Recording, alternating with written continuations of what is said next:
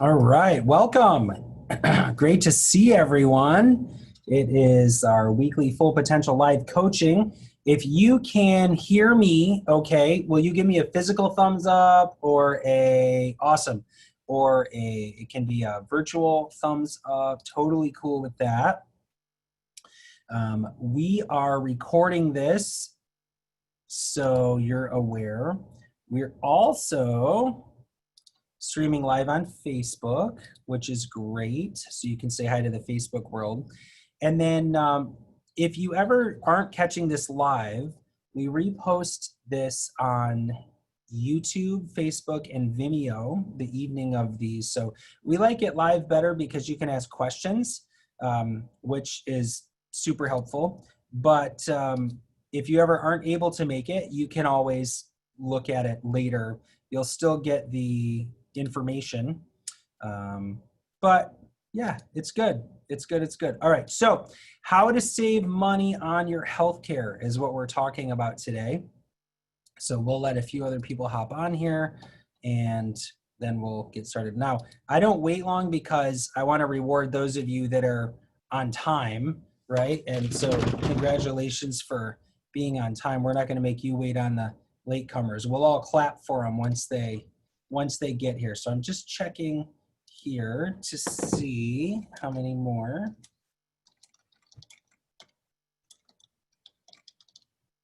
All right, so we are gonna get started.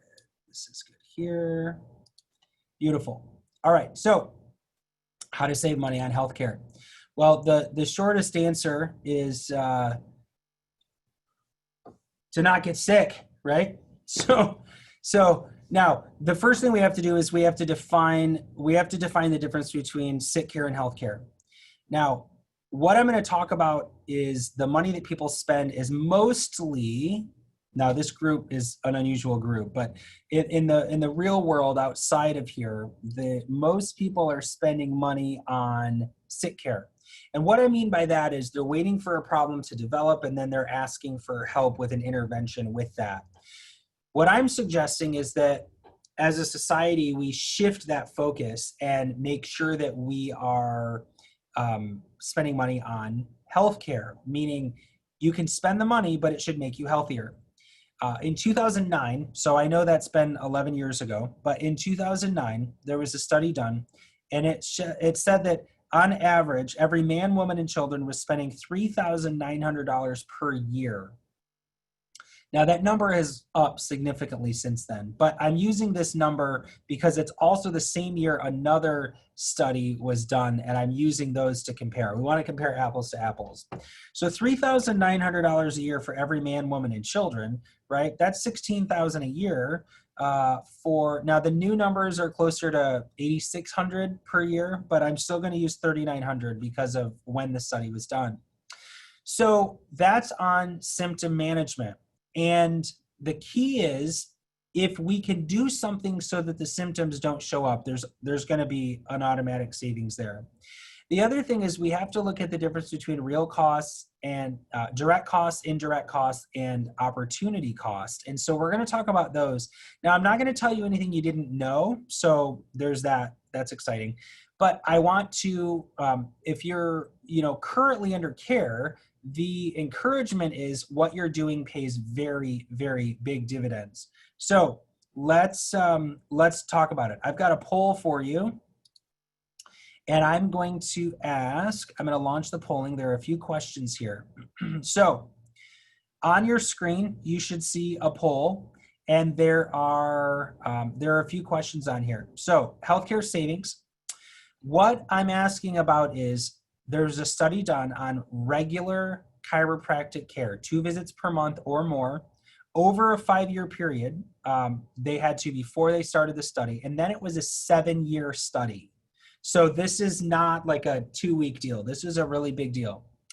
And what they found was patients under regular chiropractic care of 2 visits per month or greater for 5 years before the study had the following savings over the next 7 years. All right, so this is a big deal. All right. They found that people under regular chiropractic care had a certain percentage of less days in hospital. So go ahead and answer the first question. What do you think people under regular chiropractic care had? 19% fewer days in the hospital, 39%, 59%, or 69% less days in the hospital? Go ahead and vote. And I'll see those coming in. If you can see the poll on your screen, would you give me a physical thumbs up? I want to make sure that's showing up. Okay. Very good. Okay, so question number 2. Give me a nod if you're okay to move on to question number 2. It won't let me know until you're done with all of the questions. Okay.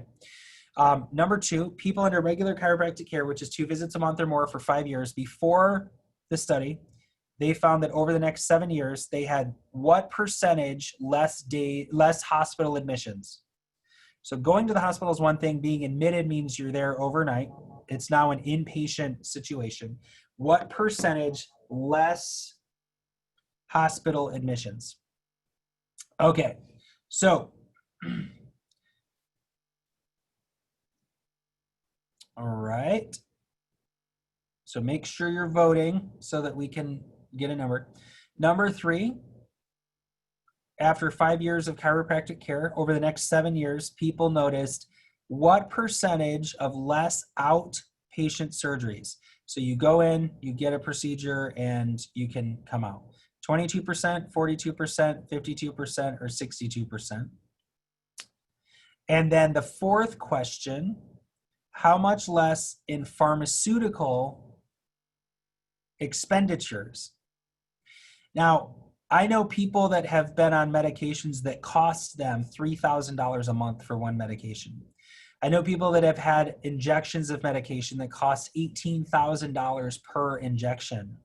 So if you're spending 55% or 65% or 75% or 85% less on pharmaceutical expenditures, that is a massive, massive savings. And what people often fail to realize is that they'll say, well, I have insurance, so it's really not costing me anything. Well, that's not true, because your insurance can stop covering at any time. They reserve the right to stop your coverage. They also, if you're on expensive medications for things like cancer or neurological conditions, you can very easily reach your lifetime maximum where they can just stop covering completely. I've seen that happen to people, and it's really, really sad. In fact, 50% of the bankruptcies that happen, so 75% of personal bankruptcies that happen are because of medical expenses, but 50% of those people had health insurance. So we're not exempt from this just because, if we have health insurance, we're not exempt from this, right? So we really, really need to pay attention to this and know what we need to do. Okay, so here are the results. I'm going to share the results with you. Okay, so number 1, people under chiropractic care experience 59% less days in the hospital. You guys are optimistic. I love the 69%. Kudos on that. But the study showed 59%. The second question, for 7 years. So if you add those expenses up for 7 years, less days in the hospital is 60%. Is the correct answer. So I like your optimism there as well. You guys are awesome. But 60% less hospital admissions. Number 3, less outpatient surgeries is 62%. So that is, most of you got that one correct, which is great. And then the fourth question is, you guys all got correct, 85% less in pharmaceutical expenditures. So great job on that. Now, think about this, though. Think about the magnitude. I'm not talking opportunity costs. I'm not talking indirect costs. If in the year 2009, and I'm reading my notes, if that's $3,900 a year for every man, woman, and child in America, and this is a conservative number, by the way, which we talked about, it's then said that the amount of money spent on sick care each year is expanding by $100 billion a year. So if we multiply that savings of by our nation's population, we end up with a net savings, ready for this, $120 billion every year, $120 billion every year saved just by using chiropractic care. Those are direct costs with conservative numbers, direct costs. Now let's talk about indirect costs. What are you not spending money on because you're not having adverse effects to the 85% less drugs you're taking? Kind of a big deal. Opioid epidemic is huge. My brother died from pain medicine interactions. So I'm very passionate about getting people off drugs, full disclosure. Also, there are opportunity costs. If you're taking a medication or in the hospital or having a surgery and you can't go to work, that's a big indirect and opportunity cost on that. So this is very, very far reaching. Now, we are, as you know, our central service hub is upper cervical chiropractic care, which gets the stress out of your nervous system, rebalances body framework, and boosts the immune system. Really, really big deal. But we also talk about other things in the office. And so imagine if all of you were in a position at work or in ministry and you had a lot of things that were distracting you, phone calls, emails, and you don't really need to handle those. And what if I said, hey, I'm going to be your executive assistant. I'm going to come in. You're no longer touching email unless I send it to you. You're no longer fielding phone calls unless I send them to you. You're no longer having meetings unless you absolutely have to. How much time and energy and focus could you regain if I did that for you in your work or in your ministry or in whatever it is you're doing? Now think about that same concept with our health. Imagine if we're collapsed under gravity. Dr. Duran did a fantastic job talking about this 2 weeks ago. If we're collapsed under gravity, our body is having to constantly fight. Well, that's exhausting. But we say instead, let's get you back upright under gravity so your body's not having to wear itself out like that. What if the nervous system is stressed and it's like running a marathon with duct tape on your mouth or those stupid face masks that we are told we have to wear? It's like doing that. And what if we came in and said, let's take the stress out of your nervous system so that your nervous system was free to do what it needed to do? But there are a few other things. We talk about Beamer a lot on here, and the result that people are seeing with the blood flow from the Beamer device is remarkable. It's giving them energy, focus, better sleep. It's fantastic. The other thing we talk about in the office are stabilizing orthotics. Now, we will do an entire coaching call on the benefits of orthotics. This is not that call. But what I'll tell you is this: if your body is collapsing because your feet are flattening out and those arches aren't supporting you, your body's going to require more energy to stay up against gravity there as well. And so people that are wearing the stabilizing orthotics that we're building for them are reporting better energy, longer walks, better stamina, and that is exactly what we would expect to see because you're not having to fight gravity as much. So as I wrap up, I'm going to have Dr. Duran and Dr. Wireman chime in if they have anything here in a moment, and then I want to take your questions. What I really, really, really want to encourage you guys on is you're doing a great job. You're already, if you're on this call live, if you're not watching a replay, and you're under care, that's great because you're already doing the right stuff. But our goal, we said, remember back in your new patient orientation, we said our goal is to not create a dependency on our care. The reality is you're always going to be on 2 feet and you're always going to need our care. That's not really a huge declaration or a surprise to people. But what we try to do is we try to make it with the stabilizing orthotics, with the Beamer, with the EMF protective devices, with the supplements. We're always looking for ways to help you maximize your results and potentially come in less. I will give you a sneak preview. I'm ducking out of the picture here for a second. I'm going to give you a sneak preview. Those of you that have been tracking, I'm going to be updating you on my progress, but my Healy device came in that's going to scan frequencies and see what I need. So I will keep you posted on this. But everything we're about is how can we serve you as much as possible while requiring you to come see us as little as possible. Now, we love you. We want to see you more, but there are capacity issues, and we're always looking for ways to help you better and more with it being more in your circle of control. So we're never pushing people away. You're welcome to come here as often as you want and need to. The people in my immediate family have been in every week for years and years and years, and that's what everybody on my team does as supportive care. But we are always looking, we want you to have that option. We don't want you to come in because if you don't, you're falling apart all the time. We want other things. Okay, so that's how you save money on healthcare. Regular chiropractic care. Of course, diet is huge. Exercise is huge. Prayer is huge.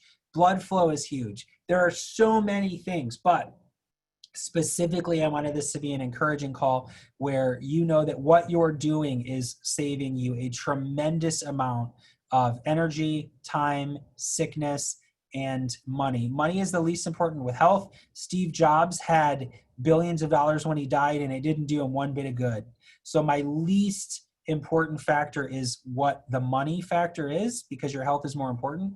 But hey, if you're doing things that improve your health and save you money, I think that's a double win, and that's always what we're looking at.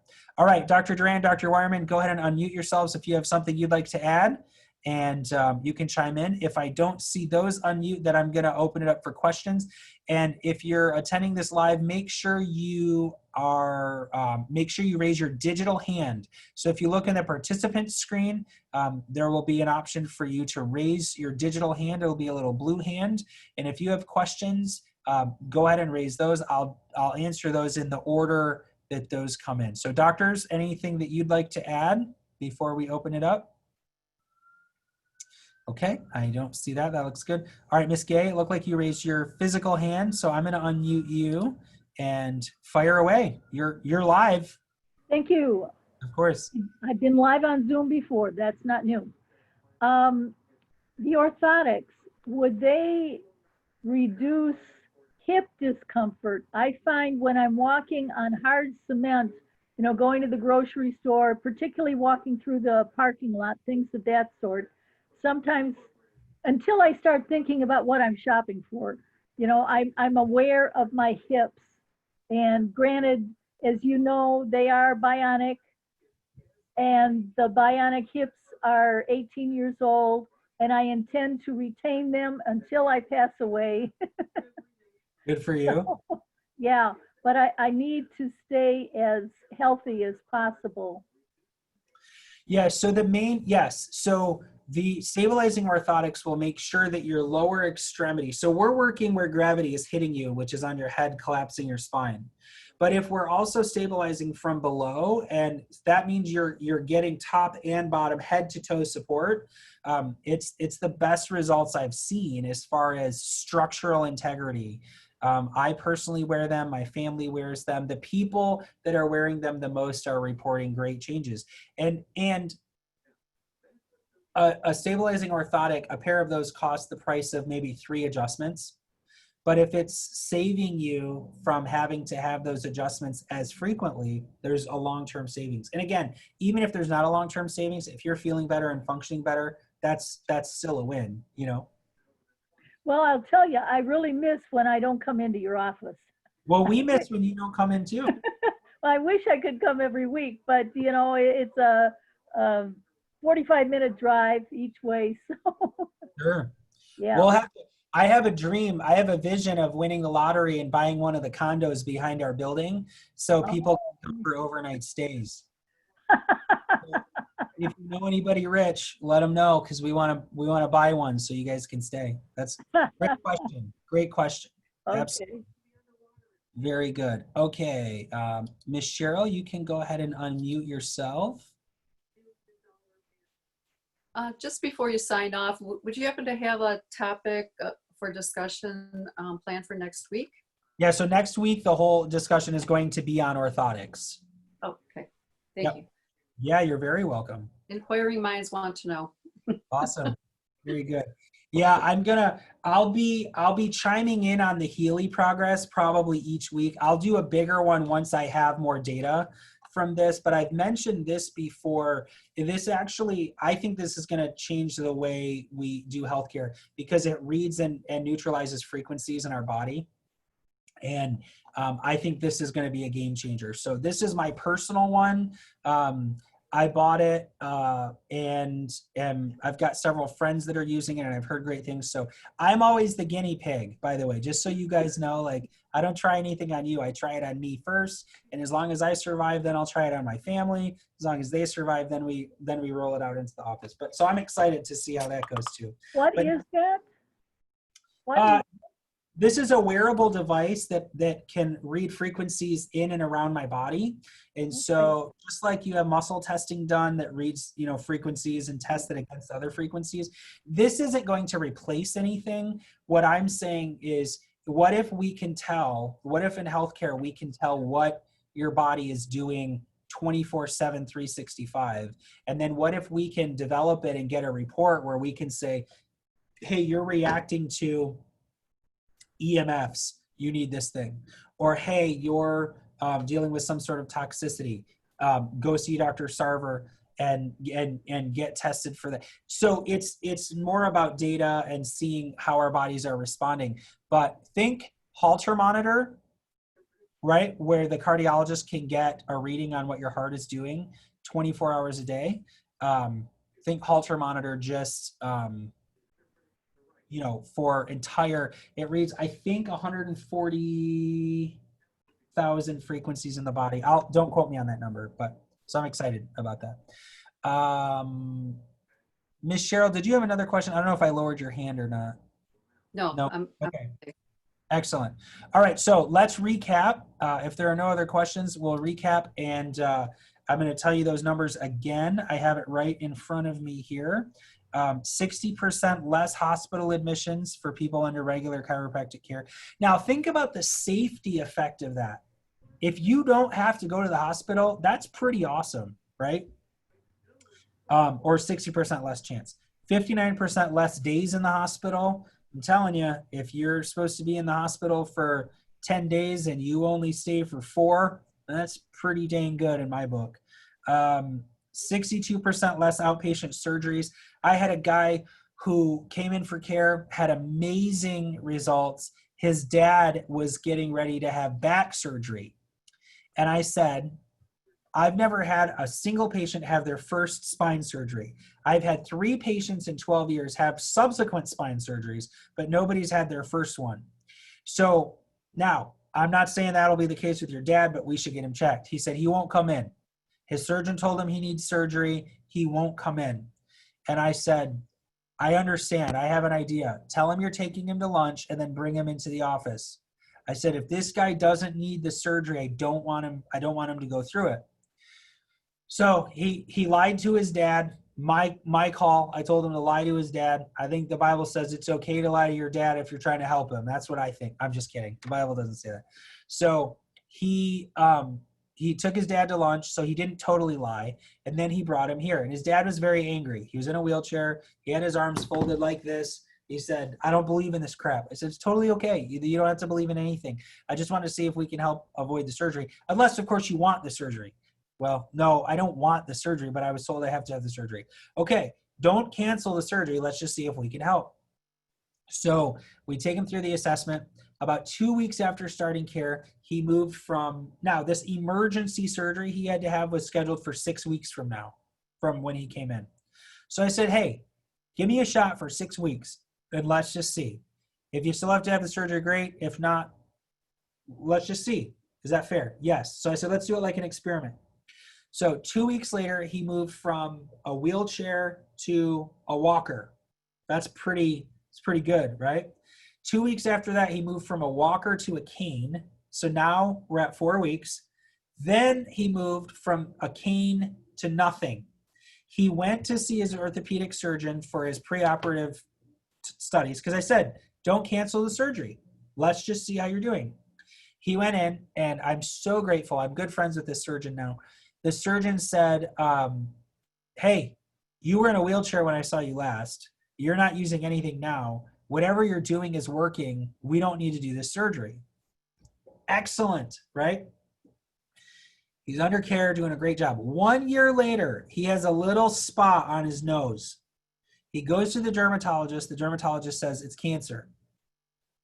Okay, what are you going to do? We're going to numb it. We're going to cut it out. You'll be home in an hour. Okay, great. They give him a local anesthetic. His heart stops. Immediately, his heart stops. They revive him, bring him back to life. I get really worked up when I share this story. They bring him, they revive him. He survives. On his way out, the doctor says to him, it's a good thing you've never had, that you've only had local anesthesia. If you had general anesthesia, you wouldn't have survived. Sorry, you wouldn't have survived. When we talk about the effects of this work, it's far reaching. Yes, Robin's dad got to cancel his surgery. That's true. And he got to avoid the surgery and the risk of that. And look, surgeons know what they're doing. When I talk risk, I'm not saying because the surgeons are bad. I'm saying because there's inherent risk, you know? But there are times, BJ Palmer said, and I'll close with this, we never know how far reaching something we may think, say, or do today will affect the lives of millions tomorrow. And I don't know what God's plans are for Robin's dad, but I know his plans were for him to still be here, which is awesome. And so we don't know the crises that are averted. We don't know the outcomes that are changed. What we do know is that if we continue doing the next best thing, the next best step, really, really great things happen. So less drugs, less surgery, less hospital. I'm good with that. And so I'm happy for you guys. I'm proud of you. For everybody listening, I think it's great. So I'm all set. Miss Gay, did you have another question? Yeah, I just wondered, sometimes people have a tendency to go into seizures. Yeah.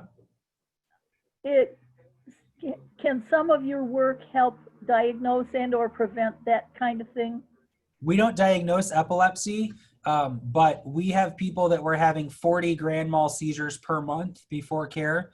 And within a month or so, those numbers are down to 2 per month, and the numbers keep going down. So yeah, epilepsy is something that we've helped a lot of people with. That's a very powerful effect. That's a good question. Well, I'm thinking about a little girl who's the granddaughter of a friend of mine, and they'd gone out for a walk one day and she just fell down with a seizure. She'd never had one before. She's 12, 14, someplace in that range.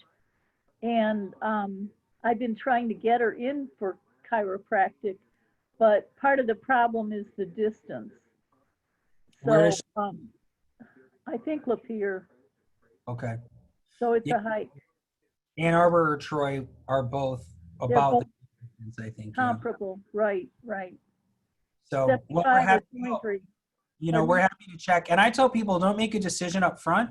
Let's check and see. If it is this, then we'll cross that bridge. If it's not, though, then you can take it off the list. So Yeah. it doesn't hurt to get answers. Well, I'll see if I can get them to watch this program. Maybe that'll help. Have you done any programs on that type of coverage care? Yeah, we've done some radio shows, which would be repodcasted as on seizures. I'll look and see Okay. which ones those are. Well, we are out of time. I hope you have a wonderful week. Blessings. Thank you so much for being here. And we'll be back next week. We're talking about orthotics. Don't discount the topic, even if you're not interested, because what we're talking about next week is structural stabilization, and orthotics are just one of the ways to do that. So it'll be a really good conversation. We'll be back next week at 1 o'clock here on Full Potential Weekly Live Coaching. And then you can also catch replays of these on Facebook, Vimeo, and YouTube on Thursday evenings. All right. Have a great day. Thanks for being on. Have a blessed evening. You too. Thanks.